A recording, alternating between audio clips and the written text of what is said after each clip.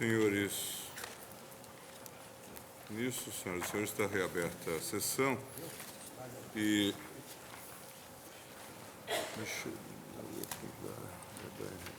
em relação então à medida cautelar na ação declaratória número 18,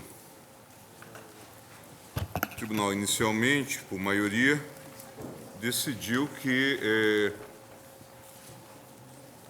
ela seria julgada previamente aos recursos extraordinários.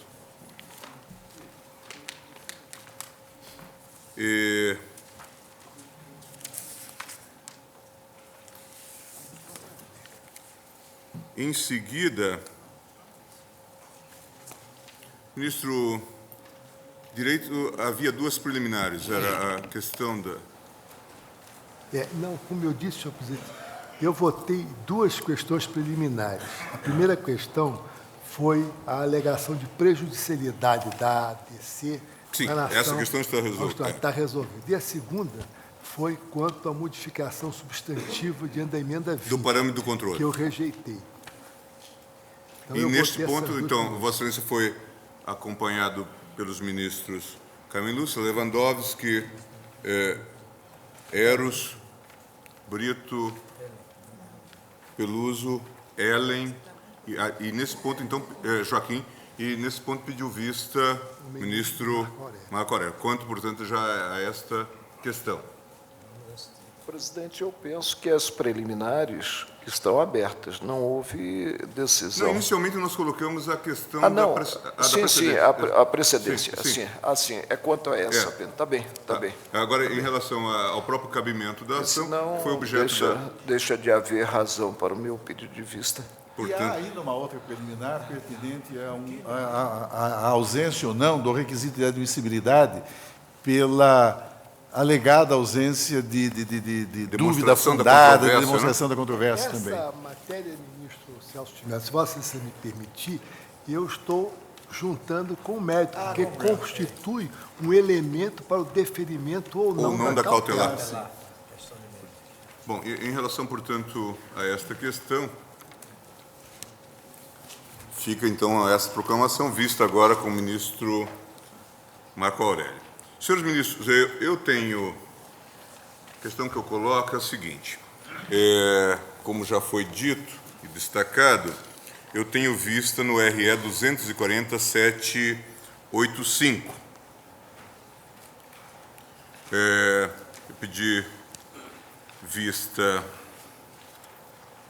quando do julgamento no plenário, em 24/8/2006. Os autos estão submetidos já ao tribunal desde dezembro de 2007 e houve, creio que, várias colocações em pauta e depois houve esta associação, tendo em vista esse núcleo temático com a proposta da ADC. Eu estou, obviamente, em condições de proferir o voto de vista, mas tendo em consideração agora a decisão do plenário da precedência da ADC e tendo em vista o pedido de vista do ministro Marco Aurélio, eu sugeriria que nós aguardássemos para fazermos novamente o julgamento conjunto das matérias.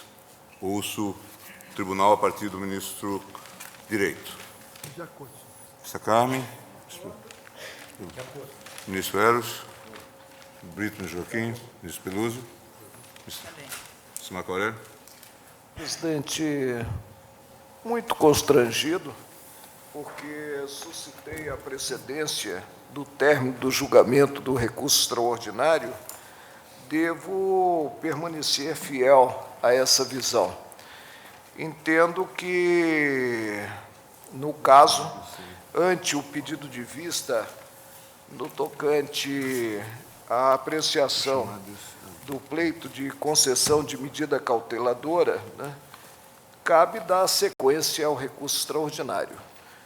E é como me pronuncio sem precisar ressaltar mais uma vez que o faço segundo a minha ciência e consciência, o faço sem qualquer vinculação considerado o pedido de vista que veiculei, para evitar maledicências.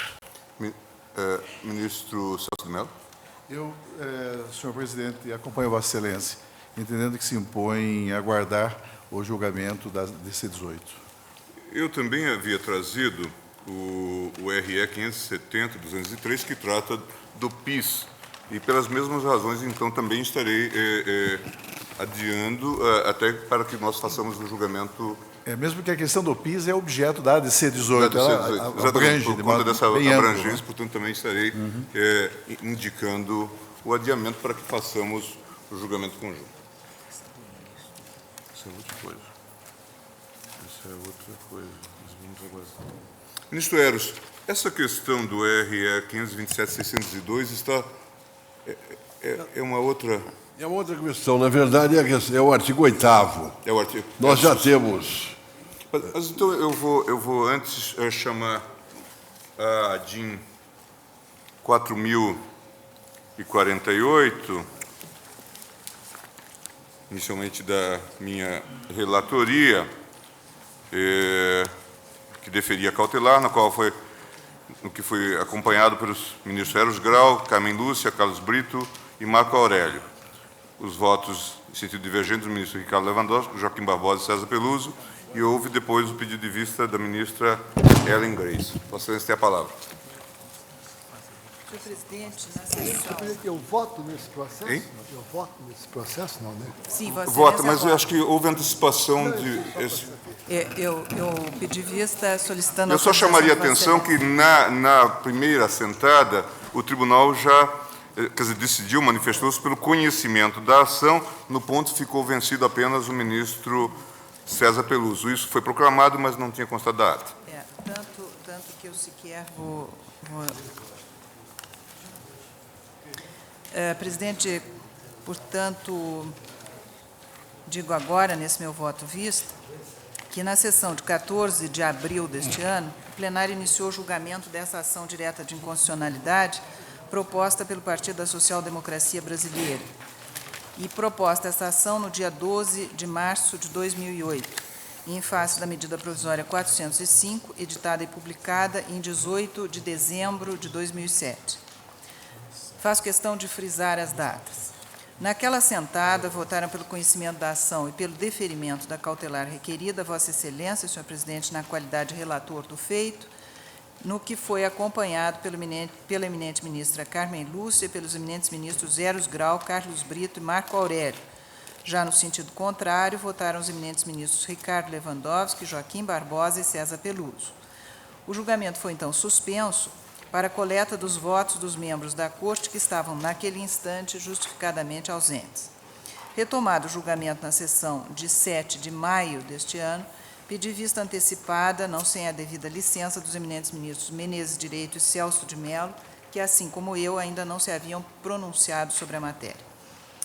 É necessário, senhor presidente, registrar que, confirmando informação trazida da bancada pelo senhor advogado-geral da União, na sessão de 17/4, a medida provisória, objeto da presente ação direta, foi aprovada pelo Congresso Nacional e, posteriormente, convertida em 18/4/2008 na Lei 11.658, publicada no Diário Oficial da União em 22 de abril. O requerente postulou, nessa última data, o aditamento do pedido inicialmente formulado. Tal fato, contudo, nada altera o normal prosseguimento do exame da matéria, já que não houve qualquer modificação substancial no texto do ato originariamente atacado. Além disso, a atual jurisprudência desta Casa é no sentido de que a lei de conversão não dispõe de imunidade jurídica com relação aos vícios eventualmente presentes na medida provisória que a precede. Trago feito à mesa, como prometido nesta sessão, e passo ao exame da questão ora posta sob o crivo do colegiado. E aqui, senhor presidente, peço vênia para mencionar, já que não estive presente na primeira sessão, no que diz ao conhecimento da ação direta de inconstitucionalidade. Aqui, tanto o autor, na peça inicial, quanto o eminente relator, no seu douto voto, deixam claro que a matéria ora abordada encontra nesta Suprema Corte jurisprudência há muito firmada, no sentido da impossibilidade do exercício do controle concentrado dos atos que, não obstante a roupagem de lei, possuem nítido efeito concreto, sendo, por conseguinte, desprovidos de abstração e generalidade. Também é certo que, quanto às normas referentes ao orçamento público, este Tribunal, em ação direta de inconstitucionalidade, tem demonstrado maior predisposição na busca de um nível mínimo de normatividade dos comandos impugnados, tendo-se detectado, em algumas oportunidades, preceitos que, embora inseridos em leis orçamentárias, detinham todas as características das normas típicas, já que não previam apenas uma única ação historicamente determinada. Exemplo desta situação, bastante lembrado na sentada de 17 de abril, foi o da ADIM 2925. E aqui, senhor presidente, eu peço expressamente para deixar consignado que eu fui apenas a relatora originária desta ADIM. A ementa transcrita no voto de Vossa Excelência é da lavra do eminente ministro Marco Aurélio, redator que foi para o acórdão publicado... É o caso da CID, né? É o caso da CID. Foi publicado no DJ de 4/3 de 2005. Naquela ocasião, eu fiquei duplamente vencida, tanto quanto ao conhecimento quanto no mérito. Nesse precedente, foram impugnados dispositivos da Lei Orçamentária do ano de 2003, e esses dispositivos estabeleciam certas regras voltadas ao mecanismo de abertura de créditos suplementares com a utilização da receita da CID Combustíveis. Atacou-se especificamente a fixação na eventual abertura de crédito adicional de um limite máximo de 10% do valor de cada um dos subtítulos a serem eventualmente suplementados mediante utilização da reserva de contingência ou do excesso de arrecadação definidos para a própria contribuição. Contestou-se, além disso, a possível interpretação dos dispositivos destacados que levassem ao entendimento de que a anulação parcial de dotações ou a utilização da reserva de contingência e do excesso de arrecadação pudessem atender ou reforçar finalidades outras que não aquelas que justificaram a própria instituição do tributo. Na presente ADIM 4048, o quadro é completamente distinto. Aqui, almeja-se a análise no controle abstrato de constitucionalidade de um ato específico de autorização de determinada despesa que, no juízo político-administrativo do chefe do Poder Executivo e, portanto, da própria Administração Pública Federal, mostrou-se concretamente indispensável por sua imprevisibilidade e urgência. Busca o autor que o Supremo Tribunal, em ação direta, reprove ou declare inadequada a referida decisão de governo do Presidente da República por discordar genericamente que a nova destinação de recursos orçamentários pretendida já no final do exercício financeiro de 2007 seja de fato extraordinária, isto é, urgente e inesperada. Penso com toda a vênia que o atendimento de tal pleito não é e nunca foi o papel desta Suprema Corte no exercício do controle jurisdicional concentrado de constitucionalidade. Na ADIM 1496, julgada por esse plenário em 21 de 11 de 96, o Partido Comunista do Brasil, o Partido Democrático Trabalhista e o Partido dos Trabalhadores impugnaram a edição da medida provisória 1513, que autorizava o Poder Executivo a abrir no orçamento fiscal da União, em favor do Ministério dos Transportes, um crédito extraordinário até o valor de R$ 106 milhões. O relator do feito, eminente ministro Moreira Alves, asseverou no seu voto o descabimento da ação direta no caso por não configurar a medida provisória atacada ato normativo, mas sim ato administrativo, que tem objeto determinado e destinatário certo, ainda que, por exigência constitucional, tenha de ser editado por medida provisória. Fecho aspas. Equacionando a matéria com a precisão de sempre, assim se pronunciou Sua Excelência ao fundamentar seu voto pelo não conhecimento da referida ação. Trata-se, disse ele, de medida provisória que abre crédito extraordinário até certo limite ao órgão determinado para atender a programação certa. Vêm consignados no anexo 1 os programas emergenciais de recuperação rodoviária nos estados ali indicados. Em seguida, indica que os recursos necessários decorrerão da reserva de contingência, conforme anexo 2, e declara alterada, em consequência, a receita do Departamento Nacional de Estradas de Rodagem na forma do anexo 3. Atos concretos, sob forma de medida provisória, por imposição constitucional, sem nenhuma abstração, generalidade e impessoalidade.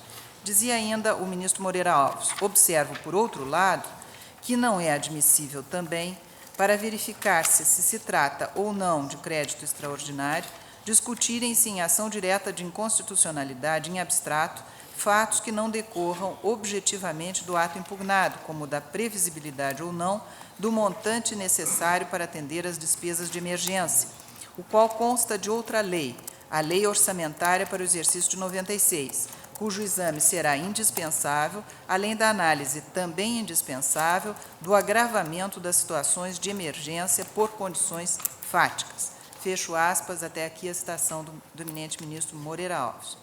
Mais recentemente, o ministro César Peluso, ao negar seguimento em decisão monocrática de 27 de abril deste ano, de 27 de abril de 2006, a ADIM 3.712, também proposta pela agremiação partidária ora autora, deixou clara a fragilidade da alegação contida na inicial de que não se estaria impugnando o conteúdo de um crédito extraordinário em si mesmo, e sim, aspas, o real enquadramento de um determinado crédito na categoria de extraordinário, fecha aspas.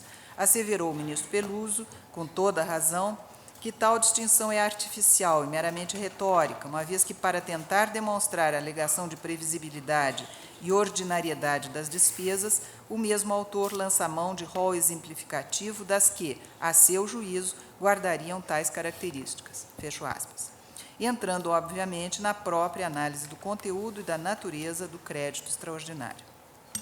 Aliás, senhor presidente, constato nesse ponto que a petição inicial da presente ação direta falha, pois logo após a defesa pelo conhecimento do feito, passa-se a afirmar genericamente a inconstitucionalidade por ausência de urgência e imprevisibilidade do crédito extraordinário aberto, sem a análise crítica e detalhada de qualquer das despesas previstas na medida provisória impugnada.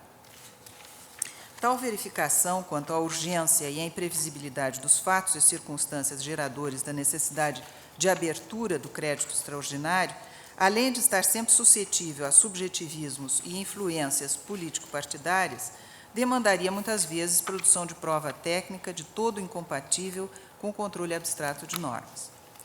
Melhor seria, segundo penso, a manutenção, pela sua lógica e seu respeito ao princípio da separação dos poderes, da jurisprudência já consolidada no sentido da impossibilidade de verificação, por esta Corte, do acerto quanto à urgência e imprevisibilidade dos atos concretos e administrativos de alteração do orçamento da despesa no curso do exercício pelo chefe do Poder Executivo. A decisão político-administrativa de abertura do crédito extraordinário tem como crivo natural o próprio Congresso Nacional, que sempre poderá, de maneira célere e eficaz, reprovar a iniciativa tomada por meio da não aprovação da medida provisória editada. No caso, como se viu, a medida provisória foi, sim, aprovada pelo Congresso. Por todas essas razões, eu peço vênias ao eminente relator e aos colegas que o acompanharam para votar pelo não conhecimento do pedido formulado na presente ação direta de inconstitucionalidade. Mas, ultrapassada esta questão, peço novas vênias para votar pelo indeferimento do pedido liminar. E entendo que o atraso na aprovação da lei orçamentária deste ano de 2008, o risco do cancelamento de importantes programas governamentais já em curso e até mesmo a aprovação da medida provisória sob exame pelo Congresso Nacional, exauriram o perigo na demora eventualmente existente, tornando ausente um dos requisitos indispensáveis à concessão da medida cautelar. Quanto à plausibilidade jurídica do mesmo pedido, não me parece demasia acrescentar que, ao nulificar a medida provisória convertida em lei, o Tribunal assume a responsabilidade de sopesar as consequências objetivas decorrentes deste pronunciamento. é, senhor presidente, que as verbas alocadas a quase todos os ministérios e ao setor judiciário eleitoral tinham por objeto a manutenção de programas já em curso e que se encontravam inseridos no orçamento anual não aprovado, como se sabe, em tempo hábil. Com a liberação de tais verbas pela medida provisória, já terão sido empenhadas as despesas correspondentes e um sem número de contratos de aquisições e prestações de obras e serviços foram firmados. Tais avanças deverão agora ser canceladas. As consequências danosas serão de duas ordens. Primeiro, a social, relativa à própria interrupção dos programas e serviços, e a financeira, em segundo lugar, com a necessidade de a União, eventualmente, fazer face a indenizações. Não há, senhor presidente, quem aprecie as medidas provisórias, mecanismo ainda mais imperfeito do que o antigo decreto-lei, que também foi, ao seu tempo, impopular. Também não há quem não abomine o seu uso imoderado com as consequências de agravamento da crise de nação legislativa. Mas também não há quem discorde da necessidade da existência de um mecanismo extraordinário que garanta a governabilidade. A medida provisória em exame é um exemplo flagrante da indispensabilidade da existência de uma fórmula capaz de garantir o prosseguimento das atividades do governo e da prestação dos serviços públicos em momento de apagão legislativo. É do conhecimento geral a dificuldade de tramitação do orçamento de 2008, que se arrastou ao longo de meses e excedeu o prazo constitucional sem solução.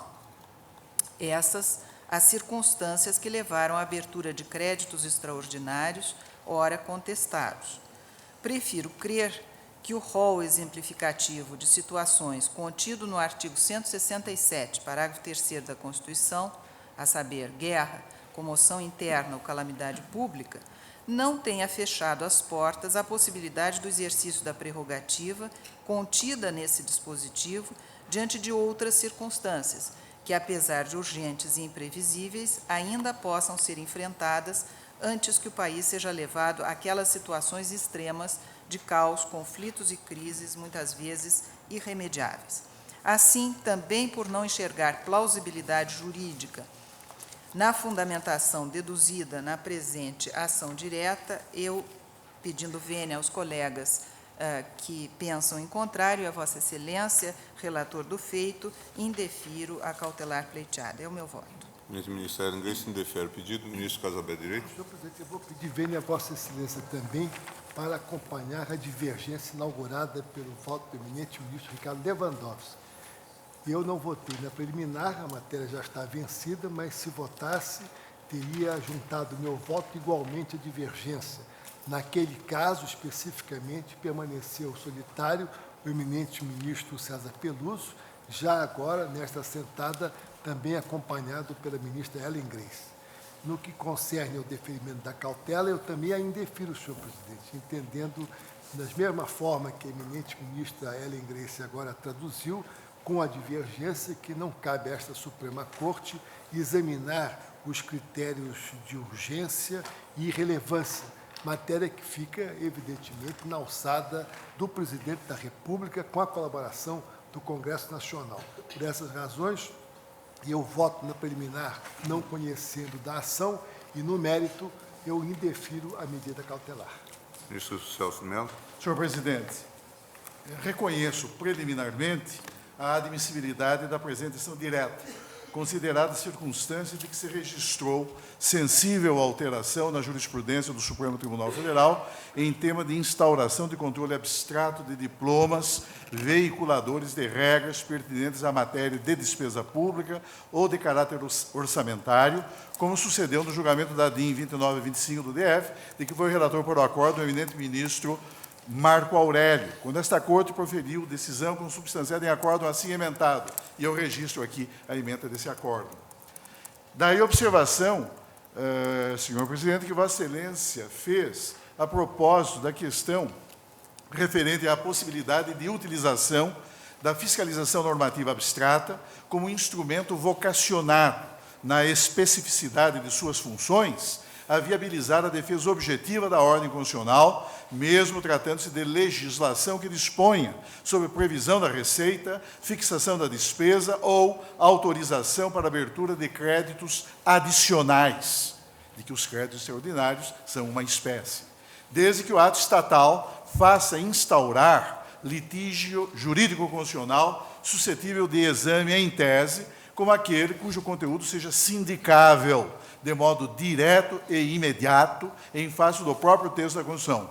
Salientou, então, Vossa Excelência, verbas. A meu ver, essa nova orientação é mais adequada, porque, ao permitir o controle de legitimidade no âmbito da legislação ordinária, garante a efetiva concretização da ordem constitucional. Na petição inicial desta ação direta, o partido político requerente, o PSDB no caso, defende essa nova orientação, argumenta que não se está aqui a discutir o conteúdo de um crédito extraordinário em si mesmo considerado, mas, sim, o real enquadramento de um determinado crédito na categoria de extraordinário, a única que a Constituição de 88 admite à medida provisória. O partido requerente, portanto, defende uma tese. Qual tese? A de que determinados créditos, por serem despidos da qualidade de extraordinário, conforme o parâmetro fixado na própria Constituição, no artigo 167, parágrafo 3º, não podem ser abertos por meio de medida provisória.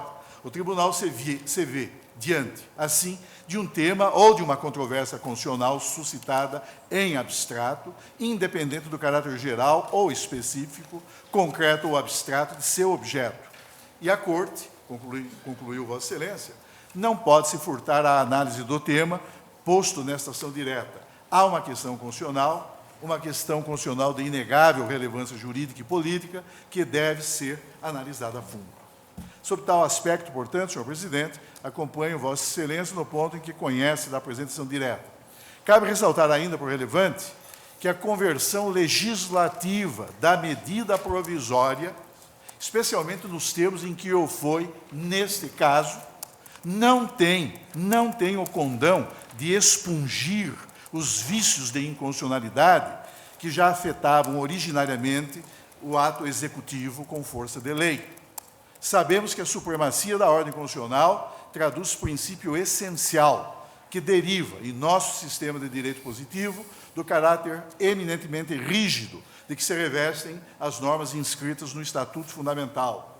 Nesse contexto, em que a autoridade normativa da Constituição assume decisivo poder de ordenação e de conformação da atividade estatal, que nela, na Constituição, passa a ter o fundamento de sua própria existência, o fundamento de sua própria validade e o fundamento de sua própria eficácia, nenhum ato de governo, quer do legislativo, quer do executivo, quer do judiciário, poderá contrariar-lhe os princípios ou transgredir-lhe os preceitos, sob pena de o comportamento dos órgãos do Estado incidir em absoluta desvalia jurídica.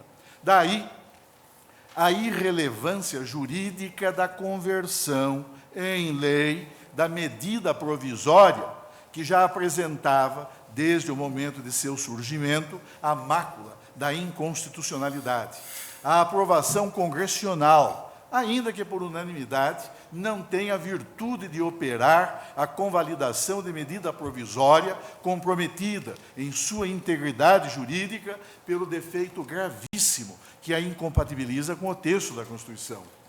Na realidade, senhor presidente, estabelecem-se claras relações entre a medida provisória, resultante do exercício concreto dos poderes normativos de urgência pelo presidente da República, e a lei de conversão, que decorre do processo parlamentar de formação das espécies legislativas, valendo referir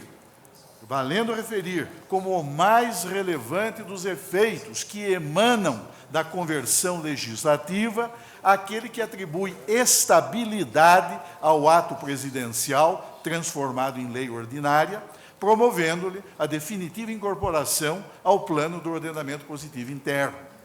Cumpre advertir, no entanto, senhor presidente, que a transformação ritual da medida provisória em lei formal, a lei de conversão, resultante da deliberação aquiescente do Congresso Nacional, não afasta nem exclui a inconstitucionalidade que eventualmente se verifique no ato executivo com força de lei, pois o caráter inconvalidável do vício da ilegitimidade constitucional impede que a mera vontade dos poderes constituídos se sobreponha à autoridade da própria Constituição.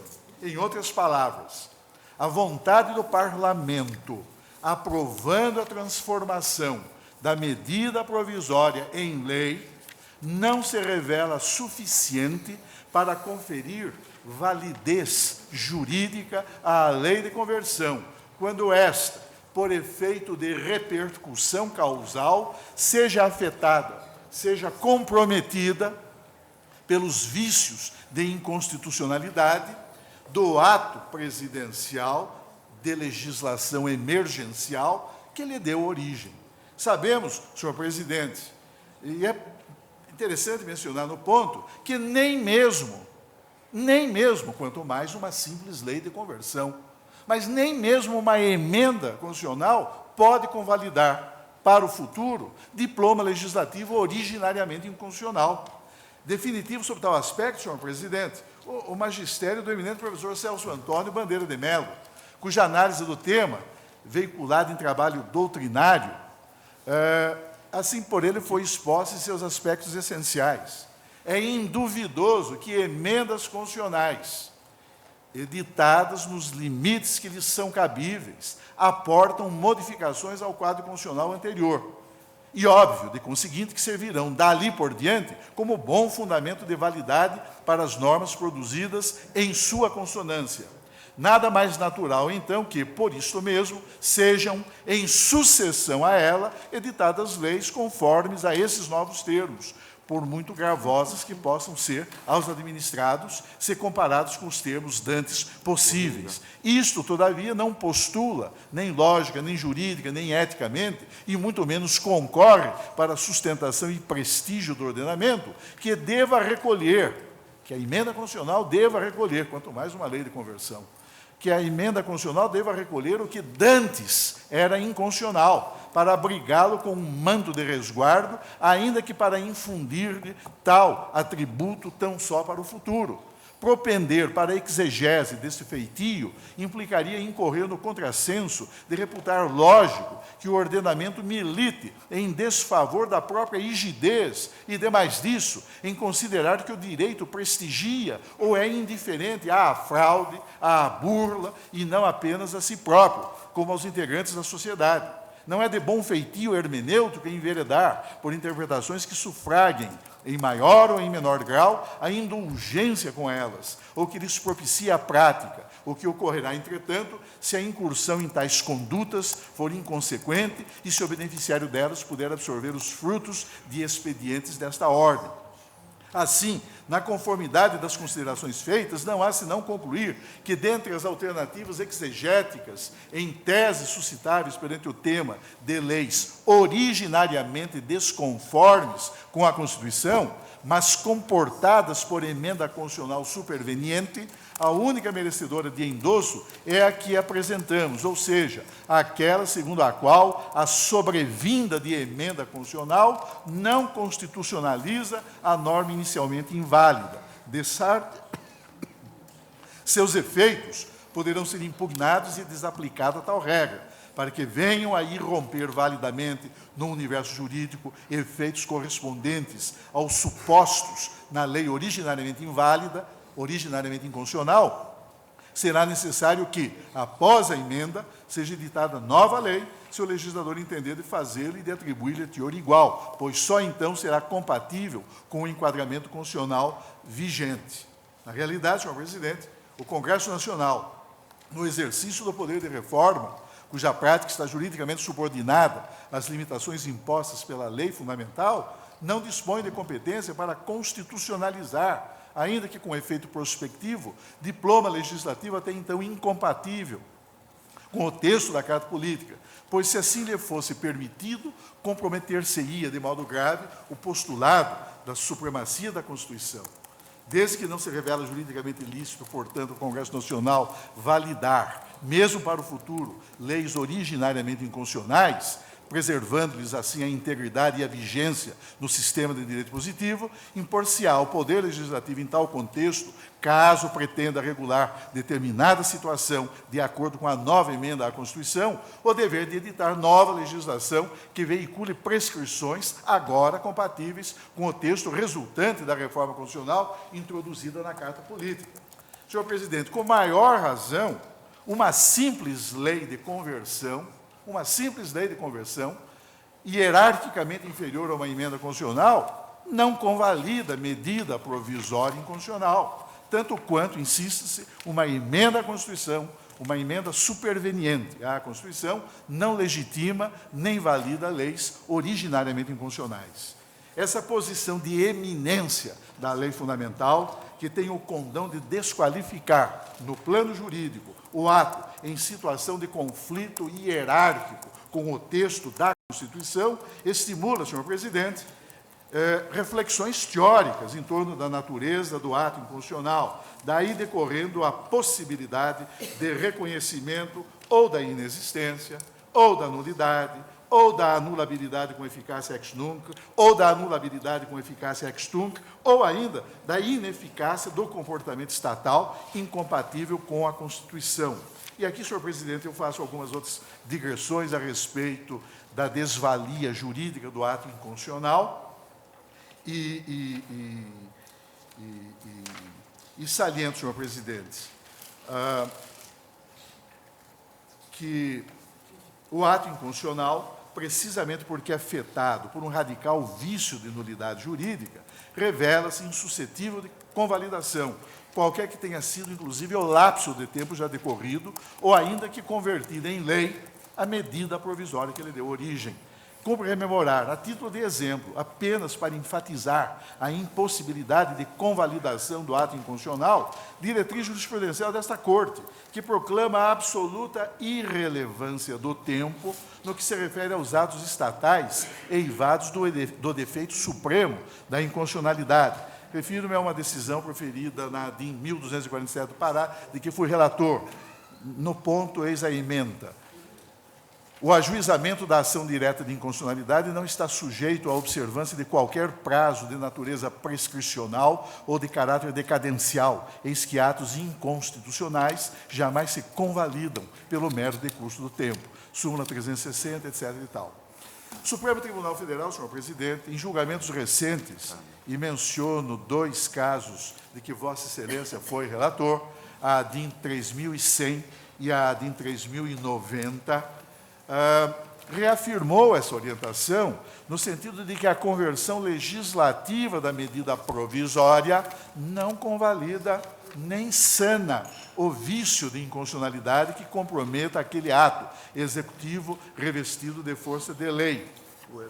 Eu transcrevo a emenda e leio, no ponto, senhor presidente, o fragmento que tem pertinência com a matéria agora em debate.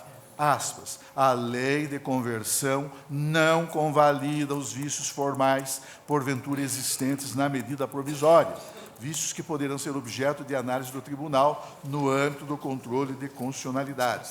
Vencida a tese de que a promulgação da lei de conversão prejudica a análise dos eventuais vícios formais da medida provisória, prosseguimento do julgamento, etc. De outro lado, senhor presidente, entendo possível o controle jurisdicional, notadamente aquele exercido por esta Suprema Corte, dos pressupostos da urgência e da relevância necessários à legítima edição pelo Presidente da República das medidas provisórias, eis que tais requisitos, relevância e urgência, por integrarem a própria estrutura constitucional desses atos executivos com força de lei, revestem-se de caráter eminentemente jurídico, o que basta para justificar só por si a sindicabilidade dessas espécies normativas pelo Poder Judiciário, como já o proclamou o Supremo Tribunal Federal. E e eu menciono aqui trecho de uma ação direta, de uma ementa de ação direta de que fui relator.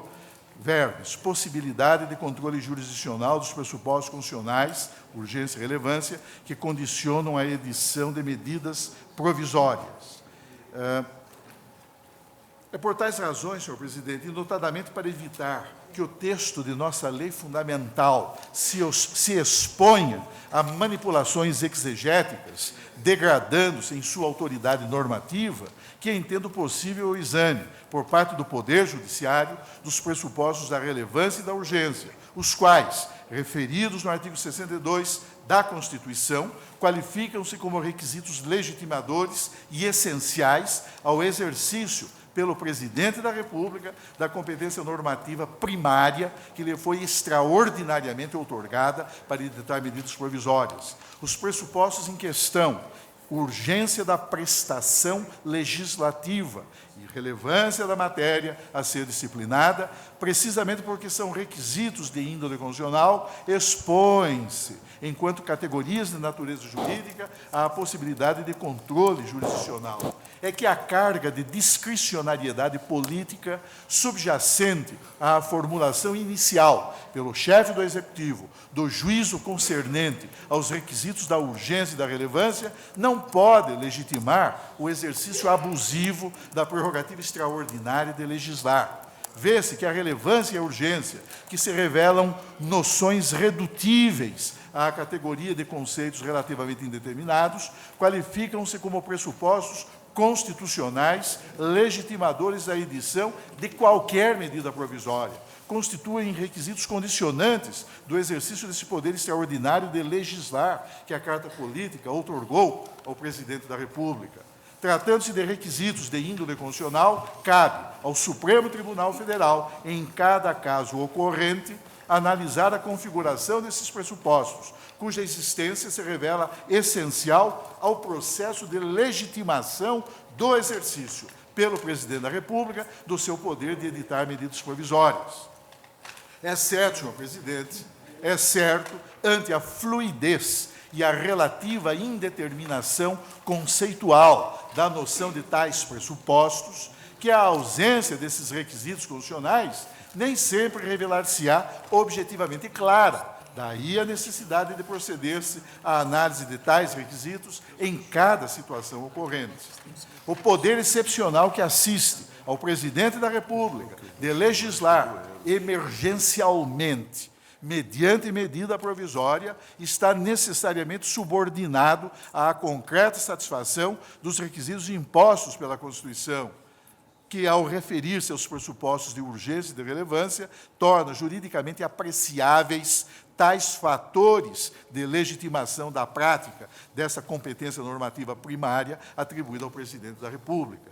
A discricionariedade governamental, em casos anômalos de excesso de poder ou em situações inaceitáveis de manifesto abuso institucional, não pode ignorar o princípio da supremacia da Constituição, nem desconsiderar os postulados que derivam do sistema consagrado por nosso ordenamento constitucional. É por essa razão que o Supremo Tribunal Federal vem proferindo decisões, várias, nas quais tem reconhecido a possibilidade de controle jurisdicional sobre a configuração desses pressupostos de índole constitucional, sempre em ordem a impedir que se concretizem situações tipificadoras de abuso do poder de legislar ou que se caracterizem, então, hipóteses reveladoras de evidente ausência desses mesmos requisitos de índole jurídica. O exame da jurisprudência do Supremo revela-se bastante expressivo no ponto em que admite, sim, a possibilidade de fiscalização pelo Poder Judiciário de eventuais excessos que, gerados pelo reconhecimento arbitrário por parte do chefe do Executivo da ocorrência dos pressupostos da urgência e da relevância, culminem por viabilizar a prática abusiva da competência de legislar. Eu menciono aqui vários precedentes dessa ordem, senhor presidente. Esse entendimento jurisprudencial, que identifica na medida provisória uma categoria normativa que traduz derrogação excepcional ao princípio constitucional da separação de poderes e que admite, por isso mesmo, a possibilidade do controle jurisdicional sobre os pressupostos da relevância e da urgência, encontra apoio no magistério da doutrina, que eu menciono, a começar de valioso trabalho da lavra do nosso eminente colega, professora Carmen Lúcia Antunes Rocha, medidas provisórias e princípio da separação de poderes, e também uma série de outros eminentes autores que discutem essa questão. Destaco ainda, senhor presidente, ante a precisa abordagem que faz do tema, a lição do eminente professor Celso Antônio Bandeira de Mello, e transcrevo um trecho de seu magistério, mas destaco em particular a seguinte passagem: o judiciário não sai de seu campo próprio, nem invade discrição administrativa, quando verifica se pressupostos normativamente estabelecidos para delimitar uma dada competência existem ou não existem. Uma vez que a Constituição só admite medidas provisórias em face de situação relevante e urgente, segue-se que ambos são, cumulativamente, requisitos indispensáveis para a irrupção da aludida competência. É dizer, sem eles, inexistirá poder do presidente da República para editá-las. Se a Carta Magna tolerasse edição de medidas de emergência, de medidas provisórias, fora dessas hipóteses, não haveria condicionado sua expedição à pré-ocorrência desses supostos normativos. Segue-se que têm de ser judicialmente controlados, sob pena de ignorar-se o balizamento constitucional da competência para editar medidas provisórias. Com efeito, se relevância e urgência fossem noções só aferíveis concretamente e apenas pelo presidente da República, em juízo discricionário exclusivo e incontrastável, o delineamento e a extensão da competência para produzir tais medidas não decorreriam da Constituição, mas sim da vontade do presidente, pois teriam o âmbito que o chefe do Executivo lhes quisesse dar. Assim, ao invés de estar limitado por um círculo de poderes estabelecido pelo direito, ele, presidente da República, quem decidiria a sua própria esfera competencial na matéria, ideia antinômica a tudo que resulta do Estado de Direito. As circunstâncias de relevância e urgência serem, como efetivamente o são, conceitos vagos, fluidos, imprecisos, não implica que lhes faleça densidade significativa. Se dela carecessem, não seriam conceitos, e as expressões com que são designados não passariam de ruídos ininteligíveis, sons vazios de qualquer conteúdo, faltando-lhes o caráter de palavras, isto é, de signos que se remetem a um significado. Do fato de relevância e urgência exprimirem noções vagas, de contornos indeterminados, resulta apenas que, efetivamente, muitas vezes, por-se-ão situações duvidosas, nas quais não se poderá dizer com certeza se retratam ou não hipóteses correspondentes à previsão abstrata do artigo 62. De par com elas, entretanto, ocorrerão outras tantas em que será induvidoso inexistir relevância e urgência, ou, pelo contrário, induvidoso que existem. Logo, o judiciário sempre poderá se pronunciar conclusivamente ante os casos de certeza negativa ou de certeza positiva, tanto como reconhecer que o presidente não excedeu os limites possíveis dos aludidos conceitos naquelas situações de irremissível dúvida, em que mais de uma intenção seria razoável e plausível. Assim, fulminará as medidas provisórias por extravasamento dos pressupostos que as autorizariam, nos casos de certeza negativa, e reconhecer-lhes-á condições de válida irrupção nos demais. As razões que venho dispor, senhor presidente, permitem-me acompanhar a análise feita por Vossa Excelência, notadamente quando põe em evidência que a medida provisória número 405 de 2007, com vigência prorrogada por 60 dias a partir de 30 de março de 2008, porque não concluída, então, a sua votação no Congresso Nacional, posteriormente convertida na Lei 11.658 de 2008, não respeitou, palavras de Vossa Excelência, aspas, os parâmetros que emanam da Constituição para permitir a utilização de medidas provisórias como mecanismo de legislação excepcional por parte do Poder Executivo, destinadas à criação de créditos extraordinários. Fecha aspas. Essa percepção, senhor presidente, ainda mais se acentua se se tiver presente, considerado o exame da própria exposição de motivos referente à proposta de edição da medida provisória 405 de 2007, que os créditos abertos, ainda que identificadas determinadas situações específicas impregnadas de relevo material e de urgência, aspas, são destinados a prover despesas correntes que não estão qualificadas pela imprevisibilidade ou pela urgência, fecha aspas. Isso significa, portanto, que os recursos financeiros autorizados, advenientes da abertura de créditos supostamente extraordinários, destinados a custear e a superar situações emergenciais ou de crise, não foram, na realidade, motivados por fatores caracterizados pelas notas da imprevisibilidade, da extraordinariedade, da urgência e da excepcionalidade, na medida em que provocados, como acentuou Vossa Excelência, senhor presidente, por fatos plenamente previsíveis, o que evidencia o antagonismo da medida provisória em questão, analisada na perspectiva da disciplina estrita que resulta do regime constitucional pertinente à abertura de créditos extraordinários, tal como previsto no artigo 67, parágrafo 3º da Constituição da República.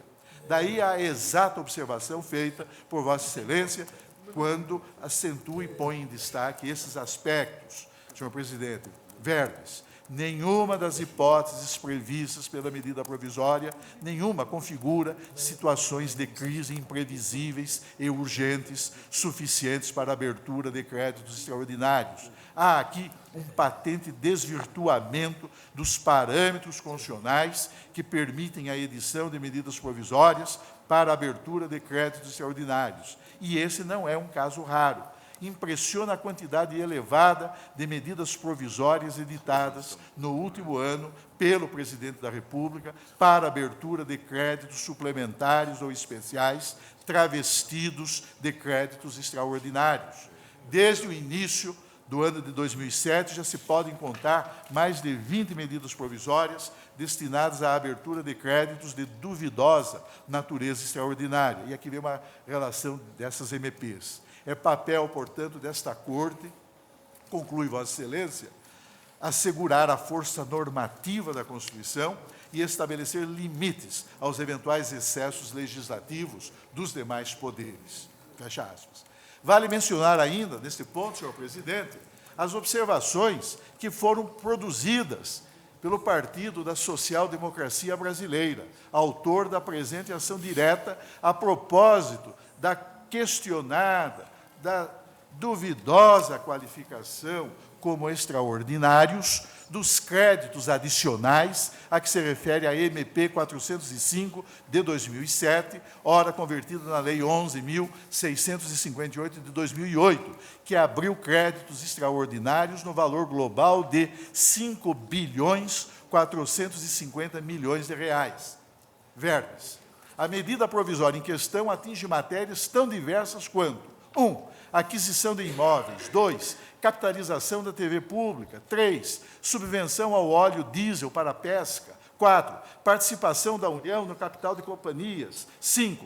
Implantação de centro tecnológico. 6. Manutenção ou desenvolvimento de sistemas informatizados. CIAF, Guias da Previdência Social, Comércio Exterior, Procuradoria-Geral da Fazenda Nacional, Banco Central do Brasil. 7. Dissolução e extinção de companhias. 8. Construção de pontes e estradas de rodagem. 9. Controle de velocidade em rodovias. 10. Fomento a projetos cinematográficos e audiovisuais. 11. Instalação de espaços culturais. 12. Remuneração de agentes financeiros. entre diversos outros, aí incluídos aqueles relativos ao simples custeio da administração pública, totalizando nada mais, nada menos que 24 páginas do Diário Oficial da União, em evidente violação aos artigos tais e quais da Constituição Federal. Nesse aspecto, é importante ressaltar, de modo claro, que a presente ação direta não discute os créditos em si mesmos considerados, mas sim o real enquadramento deles na categoria de créditos extraordinários, que é a única permitida à medida provisória.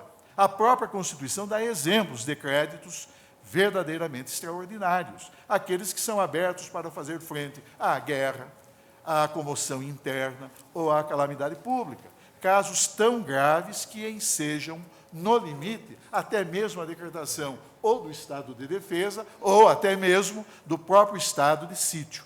Não é o caso de nenhum dos créditos abertos pela MP ora impugnada. A matéria, portanto, é de direito e não de fato. E ainda que fosse necessária a eventual apreciação de fatos, não é essa prática completamente avessa ao controle de constitucionalidade em ação direta, como se verifica, por exemplo, na discussão da modulação temporal dos efeitos da decisão do Supremo. E conclui o autor dessa ação direta. É relevante, igualmente, o registro de que os exemplos pinçados pelo eminente advogado-geral da União para caracterizar a natureza extraordinária dos créditos não procedem. O primeiro crédito mencionado, relativo à febre aviária, teria, na visão exposta pelo memorial da AGU, natureza extraordinária no final de 2007, apesar de os primeiros informes técnicos da Anvisa sobre a matéria terem sido editados em fevereiro de 2004. Depois, são mencionadas despesas com o funcionamento de órgãos públicos, que têm suas atividades previstas com antecedência que não se coaduna com o caráter extraordinário desse crédito adicional. Desse modo, infundados os argumentos esgrimidos pela AGU em seu memorial complementar, impõe-se o deferimento da medida cautelar, etc. e tal, até mesmo como um remédio ao uso exacerbado de medidas provisórias, em especial em matéria orçamentária. Para que você tenha uma ideia, senhor presidente, da gravidade da situação atual, de 1º de janeiro de 2007 até 17 de abril de 2008, foram editadas 23 medidas provisórias relativas à abertura de créditos extraordinários, que somam aproximadamente 62 bilhões e 500 milhões de reais. O orçamento da União, no ano passado, em 2007, ficou em algo em torno de 1 trilhão e 200 bilhões a 1 trilhão e 400 bilhões. Desconsiderada a dívida pública, o valor do orçamento de 2007 da União fica em torno de 600 bilhões. Em suma, as últimas medidas provisórias, que totalizam o valor global de 62 bilhões e meio de crédito extraordinário, somaram mais de 10% do orçamento de 2007. Em outras palavras, tem-se, na prática, em razão do notório abuso de créditos ditos extraordinários, um verdadeiro orçamento paralelo. Permito-me reiterar neste ponto, senhor presidente, as razões que tenho manifestado em diversos votos proferidos nessa Suprema Corte, desde 6 de junho de 1990, quando, pela primeira vez, o Supremo Tribunal Federal suspendeu cautelarmente a eficácia de uma medida provisória editada pelo Presidente da República, na verdade, reeditada pelo Presidente da República, não obstante expressamente rejeitada pelo Congresso Nacional. Mas reitero, senhor presidente, tais razões que revelam a minha extrema preocupação confirmada e agravada pelo caso, ora em exame. Preocupação confirmada e agravada com o excesso de medidas provisórias, senhor presidente, que os sucessivos presidentes da República, inclusive o atual chefe do Poder Executivo da União, têm editado, transformando a prática extraordinária dessa competência normativa primária em exercício ordinário do poder legislar, com grave comprometimento ao postulado constitucional da separação de poderes.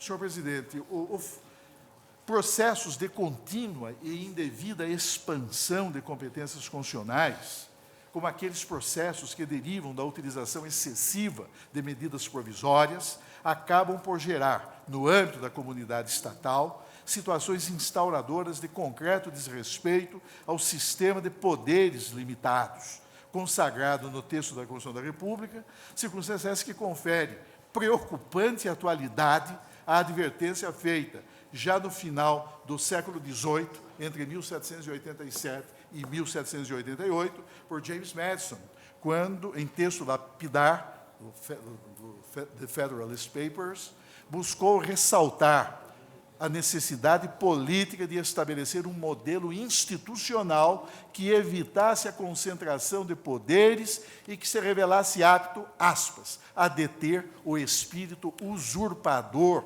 do poder, fecha aspas. Essa mesma preocupação revela-se evidente nas reflexões feitas também no final do século XVII, 1690, por John Locke, em seu segundo tratado sobre o governo, em obra que, escrita em pleno século XVII, apresenta relevantíssima contribuição a propósito da questão pertinente aos limites do governo e à imprescindibilidade, aspas, de equilibrar o poder do governo pela colocação de diversas partes dele em diferentes mãos.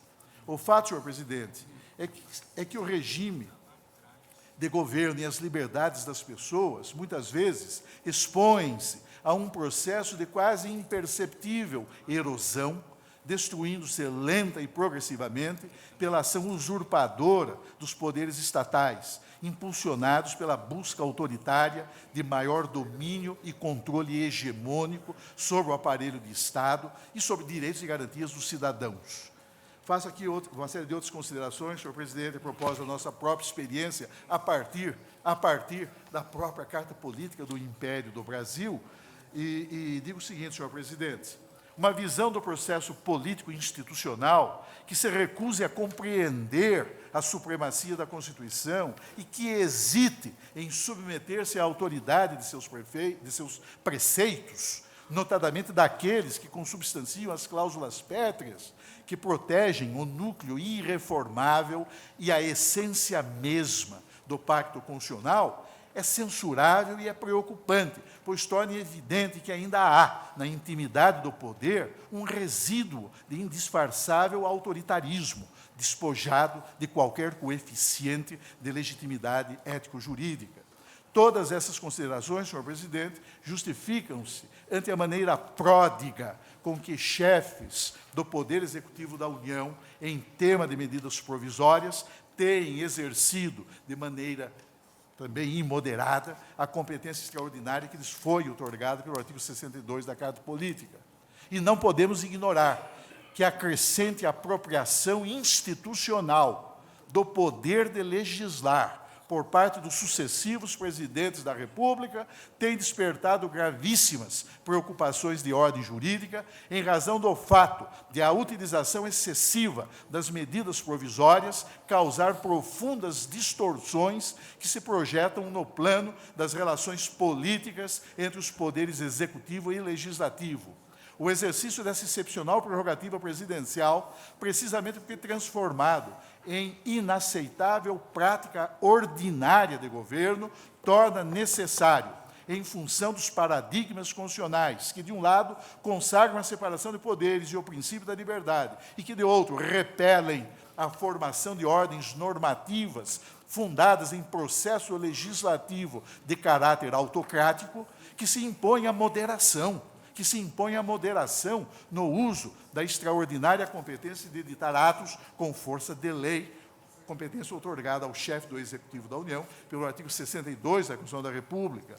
É natural, senhor presidente, considerando-se a crescente complexidade que qualifica as atribuições do Estado contemporâneo, que se lhe concedam meios institucionais destinados a viabilizar produção normativa ágil que permita ao poder público, em casos de efetiva necessidade e de real urgência, neutralizar situações de grave risco para a ordem pública e para o interesse social. Reconheço, por isso mesmo, que a outorga de competência normativa primária ao Poder Executivo ou ao Governo traduz, ainda que excepcionalmente, medida incorporada ao processo legislativo contemporâneo e adotada, no plano do direito constitucional comparado, por diversos sistemas políticos, em ordem a legitimar respostas normativas imediatas em face de situações de crise que possam afetar a ordem estatal ou o interesse social. Desse modo, e mesmo que o exercício sempre excepcional da atividade normativa primária pelo Poder Executivo possa justificar-se em situações absolutamente emergenciais, abrandando em tais hipóteses, para usar uma expressão do saudoso professor Raul Machado Horta, o monopólio legislativo dos parlamentos, ainda assim, revela-se profundamente inquietante, senhor presidente, na perspectiva da experiência institucional brasileira, o progressivo controle hegemônico do aparelho de Estado, decorrente da superposição da vontade unipessoal do presidente da República em função do exercício imoderado da competência extraordinária conferida pelo artigo 62 da Constituição. Esse comportamento governamental faz instaurar, no plano do sistema político e institucional brasileiro, uma perigosa praxis descaracterizadora da natureza mesma do regime de governo consagrado na Constituição da República. Eventuais dificuldades de ordem política, exceto quando verdadeiramente presentes razões constitucionais de urgência, de necessidade e de relevância material, não podem justificar a utilização de medidas provisórias, sob pena de o Executivo, além de apropriar-se ilegitimamente da mais relevante função institucional que pertence por direito próprio ao Congresso Nacional, converter-se em instância hegemônica de poder no âmbito da comunidade estatal, afetando, desse modo, com grave prejuízo para o regime das liberdades e sérios reflexos sobre o sistema de checks and balances, a relação de equilíbrio que necessariamente deve existir entre os poderes da República. Os dados pertinentes ao número de medidas provisórias editadas e reeditadas pelo Presidente da República, desde 5 de outubro de 1988 até a presente data, evidenciam que o exercício compulsivo da competência extraordinária de editar medida provisória culminou por introduzir no processo institucional brasileiro verdadeiro cesarismo governamental em matéria legislativa, provocando graves distorções no modelo político e gerando sérias disfunções comprometedoras da integridade do princípio constitucional da separação de poderes. Não se pode ignorar que os diversos presidentes da República, no período compreendido entre 5 de outubro de 88, data da promulgação e vigência de nossa Constituição, e a presente data, valendo-se do instrumento excepcional da medida provisória, legislaram, senhor presidente, 2 vezes mais que o próprio Congresso Nacional em igual período. 2 vezes mais, entre edições e reedições de medidas provisórias com força de lei. Esse comportamento dos vários chefes do Poder Executivo da União, além de concentrar indevidamente na Presidência da República o foco e o eixo das decisões legislativas, tornou instável o ordenamento normativo do Estado brasileiro, que passou, em consequência, a viver sob o signo do efêmero. Esse contexto que venho de referir põe em evidência um anômalo quadro de disfunção dos poderes governamentais, de que deriva, em desfavor do Congresso Nacional, o comprometimento do seu relevantíssimo poder de agenda, por acarretar a perda da capacidade de o Parlamento condicionar e influir, mediante regular atividade legislativa, na definição e no estabelecimento de políticas públicas. Cumpre ressaltar, no ponto, um dado extremamente preocupante. Desde o início da vigência da Constituição de 88, os sucessivos presidentes da República, entre edições e reedições, promulgaram, sozinhos, um total de medidas provisórias equivalente a mais do que o dobro dos decretos-leis editados pelos generais presidentes ao longo de todo o regime de exceção que no Brasil vigorou entre 1º de abril de 1964 e 15 de março de 1985. Vale dizer, no período assinalado, 64 a 85, os curadores do regime autoritário, os generais presidentes, editaram, ao longo de 21 anos, 2.272 decretos-leis, em proporção bem inferior ao volume de medidas provisórias editadas e reeditadas sob a égide da presente Constituição, numa evidente atestação de que o chefe do Poder Executivo da União transformou-se definitivamente, hoje, em verdadeiro legislador solitário da República.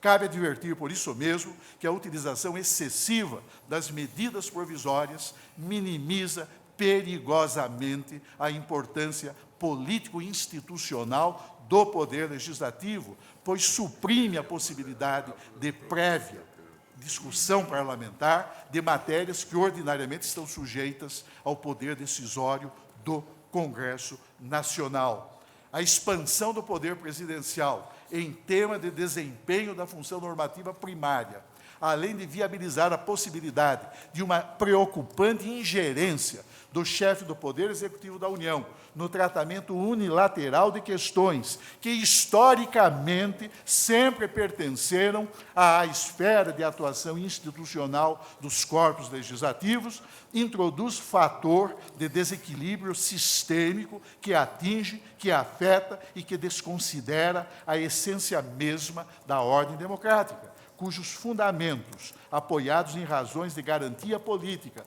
e de segurança jurídica dos cidadãos, conferem justificação teórica ao princípio da reserva de parlamento e ao postulado da divisão funcional do poder.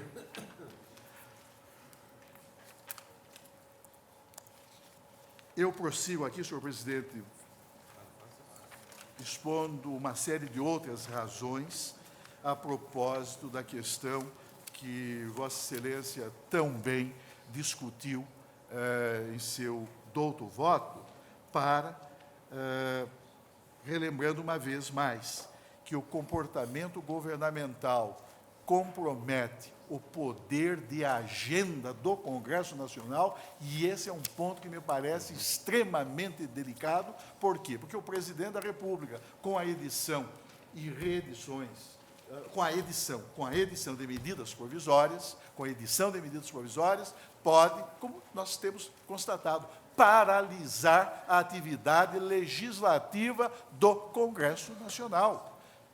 Pode paralisar, e paralisado tem, o exercício pelo Parlamento de funções essenciais, de funções que são inerentes às casas que compõem o Congresso Nacional. Por isso, senhor presidente, tendo em vista todas essas razões que li e também que se acham registradas em meu voto, eu saliento que tais razões, senhor presidente, levam-me a acompanhar integralmente o magnífico voto proferido por Vossa Excelência. E, por tal motivo, eu peço vênia, respeitosamente, para deferir o pedido de medida cautelar, estendendo, senhor presidente, esse provimento liminar à Lei 11.658, de 18 de abril de 2008, em que se converteu a MP 405 de 2007. Nesse sentido é meu voto. Eu também tinha feito adendo nesse sentido apenas, porque nós já, quando suscitamos a questão, quando... Acho que foi um dia antes, eu tenho na verdade, foi no próprio dia. Portanto, eu também me manifestei nesse sentido, estendendo a liminar a própria lei, na linha da jurisprudência que se firmou nas ADINs 3.090 e 3.100. Portanto, e eu proclamo... Senhor presidente, eu só queria fazer uma observação, espero que rapidamente. No fundo, eu acho que a discussão desse tema nos obriga a fazer dois deslocamentos, vamos chamar de cognoscitivos, ou de análise constitucional. O primeiro deslocamento diz com duas categorias de pressupostos de edição de medida provisória. A primeira categoria, urgência e relevância, está no artigo 62. Ela não se confunde com a outra categoria de pressupostos, que está no artigo, acho que é 168, 7, parágrafo 3º. Relevância, aliás, urgência e imprevisibilidade. Que é do crédito. Isso. Porque, no fundo, nós estamos trabalhando com dois tipos de devido processo legal. No artigo 62, temos um devido processo legal em aberto para toda e qualquer matéria.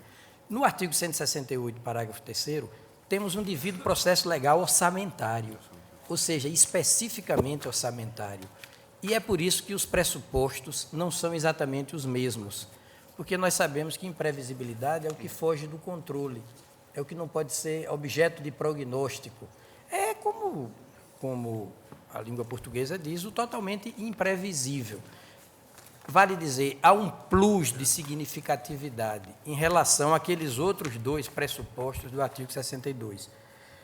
Essa especificidade de pressupostos, no parágrafo 3º do artigo 168, no fundo, cumpre um papel constitucional.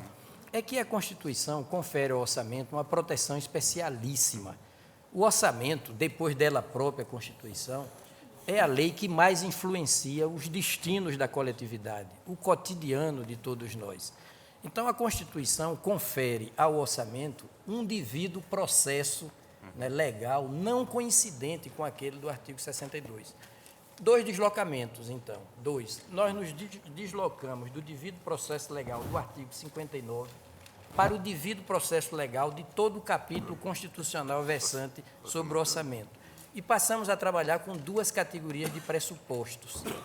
Os pressupostos do 62 não se confundem com os pressupostos do parágrafo 3º do artigo 168. No caso, senhor presidente, como ficou claro no voto de Vossa Excelência, e agora reforçado pelo ministro Celso de Mello, as despesas objeto do crédito extraordinário aberto pela medida provisória sob análise, essas despesas, no fundo, não se enquadram nos pressupostos do parágrafo 3º do artigo 68, porque elas seriam objeto de créditos suplementares ou especiais. Caberiam bem como créditos suplementares ou especiais. Acontece que, para abrir créditos especiais ou suplementares, o presidente da República precisaria de prévia autorização do Congresso Nacional.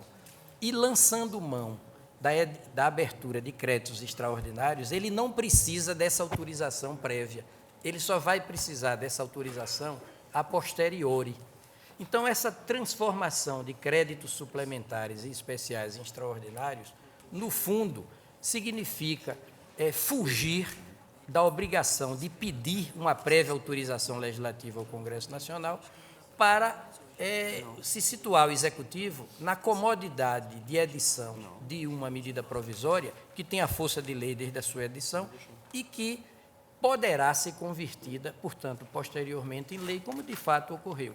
Eu acho que isso também trivializa, banaliza a edição de medida provisória com essa interferência política inconveniente, gravíssima até, de obstruir, de sobrestar, não é, a tramitação de processos no Congresso Nacional, impedindo o Congresso Nacional de dispor sobre a sua pauta ou a sua própria agenda de trabalho.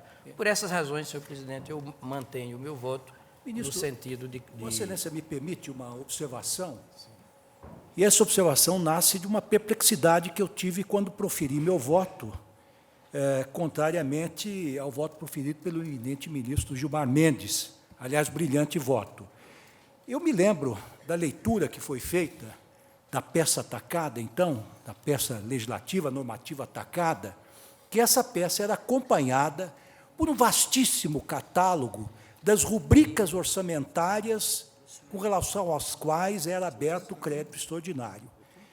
Então, a mim me pareceu, naquele momento, que várias delas tinham um nítido caráter emergencial, a exemplo de algumas emergências de natureza que tratavam da saúde pública. Então, eu imaginei aqui comigo que talvez fosse o caso até de nós, então, fazermos um exame verticalizado de cada uma dessas rubricas e dizer, olha, essa é emergencial, essa não é, e talvez deferíamos em parte. Vocês permitem? Não. Mas antes disso, Sim. eu acho que a corte tem que se pôr uma questão prévia. Sim. É saber se nós podemos ou não podemos, modificando, portanto, uma jurisprudência aturada da corte, se nós podemos ou não podemos examinar a existência dos requisitos de urgência e relevância. Porque se podemos, vamos examinar em todos os casos. É. Se não podemos, não vamos examinar nos casos. Nós Aqui não pode respondemos ser que nem aquela história do afirmativamente. Não, relógio, que nós às vezes é de ouro, às vezes não é. Nós respondemos afirmativamente em vários Ou nós casos. temos, Não, ou nós temos jurisdição para examinar sempre a existência ou não dos requisitos de relevância e urgência, ou não temos nunca. E aí, ministro, teremos que Porque pagar em o alguns preço e casos examinar nós uma a temos uma ou das não temos. rubricas. Eu acredito que o ministro Brito deu resposta cabal a isso. Não só podemos, à luz do 62, e o temos feito, como também aqui, no que diz respeito a crédito extraordinário, nós temos pressupostos adicionais.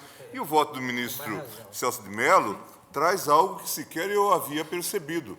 10% do orçamento efetivamente praticado está sendo mediante crédito extraordinário, mediante medida provisória, o que mostra que é uma concepção surreal do modelo. Ora, isto fala por si. Por outro lado, eu gostaria de fazer a seguinte observação. A tese do tribunal de que, com as vênias de estilo, de que a matéria orçamentária, porque é isso que nós temos dito, tanto em LDO quanto LO, não é passível de controle de constitucionalidade, na verdade, propicia um quadro de abuso. Por quê? Disse muito bem o ministro Brito. Dificilmente nós vamos vislumbrar uma lei mais importante, fora da Constituição, do que a lei orçamentária. Nós temos tido todas essas discussões, por exemplo, sobre direitos sociais. Como que eles se realizam? O problema da omissão. Como que se faz esse controle? Tudo passa pelo orçamento. Ora, quando nós assumimos que não podemos fazer esse controle, nós estamos nos demitindo, criando um bio de indeniidade em relação a essas normas como um todo. Por isso que me parece insuscetível. Mas a norma constitucional é dirigida ao Legislativo. É o Legislativo que vai examinar se há relevância ou não há urgência. Nós estamos subtraindo ao Legislativo a competência para examinar a relevância e urgência, dizendo que quem julga isso somos nós. E eu diria mais, Ordens Excelência, sucessivas de avaliação. Quem avalia inicialmente é o presidente, depois o Congresso, finalmente o Judiciário. Ninguém está discutindo aqui a bondade do modelo. Nós estamos todos contra o modelo, mas o modelo é esse. E como são requisitos constitucionais, são passíveis de apreciação judicial. Não, mas, Excelência, Vossa Excelência me permite, mas admitida essa tese, parece que o plenário já admitiu, por 6-5, só o melhor juízo. Pois é.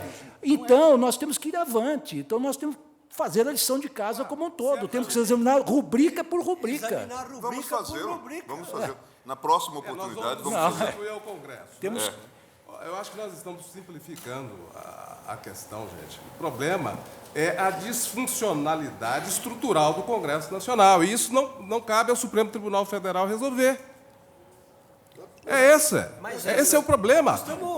A medida provisória foi submetida ao Congresso Nacional. O Congresso Nacional aprovou-a sem restrições. Joaquim, o que nós temos observado, e eu tenho observado ao longo desses, no artigo 62 atribui ao Congresso Nacional o exame é que o dos Supremo tem se requisitos. preocupado muito mais com a intangibilidade das competências institucionais do Congresso do que o próprio Congresso. Pois é. Nas várias decisões Nós temos que Supremo mudar de tem regime. em ação direta, Congresso buscando achou. preservar a integridade das atribuições constitucionais do Congresso. E o modelo da emenda 32, Se o próprio Congresso isso foi o modelo da emenda 32, isso nós já dissemos em outra assentada, que veio para corrigir algumas mazelas do sistema, como a reedição ilimitada, como a falta de definição material, propiciou este sistema de estímulo à decisão, que é o trancamento de pauta. Só que o trancamento de pauta dá também ao presidente da República, independentemente de quem ele seja, dá a ele o poder de trancar o Congresso. Tanto é que nós sabemos que hoje, na linguagem política, se fala que o Congresso decide. O Congresso se tranca porque quer. Claro. O Congresso Mas- se tranca porque quer. Conhecer Mas- minimamente o funcionamento das casas parlamentares. Mas colocadas todas essas questões, não sei se o ministro levantou. Não, eu estou satisfeito, apenas Portanto, eu era uma proclamo o observação. resultado. O tribunal deferiu a liminar solicitada por maioria de votos, nos termos do voto do relator. Vencidos os ministros Lewandowski, Carlos Alberto Direito. Carlos Alberto Direito, Peluso, Joaquim Barbosa e Ellen Grace. evoluído. Tenho a impressão que está encerrada a sessão, senhor ministro. Já chegamos ao limite.